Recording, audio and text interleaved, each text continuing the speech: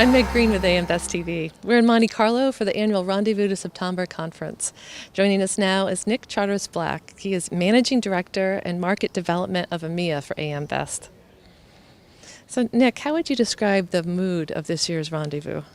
I think in general it's one of cautious optimism and probably a very different mood had Hurricane Dorian made a sort of landfall in Florida, as was once predicted a week or so ago. But I think otherwise there's a feeling that the industry is in a fairly robust position and is looking to play its place in the broader insurance sector, particularly in the relation to some of the new risk exposures. So I think, overall, generally a good sense here.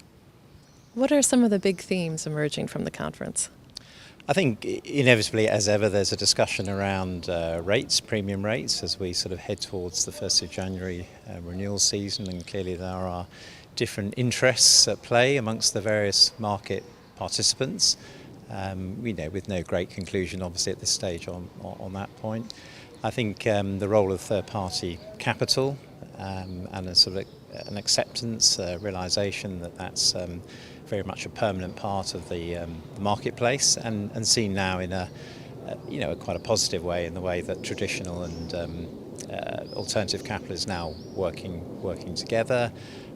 Some discussion about what's going on at Lloyd's in London with the sort of prospectus published of the future at Lloyd's, and the next iteration of that due out towards the end of the month. And then finally, as I mentioned, around some of the new risk exposures, I mean, cyber is not far from everybody's lips as that nascent market begins to gather some momentum.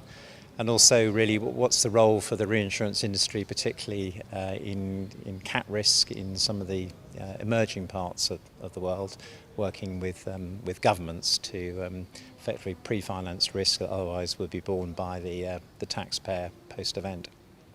Nick, thank you for speaking with us today. Thank you. For AM Best TV in Monte Carlo, I'm Meg Green.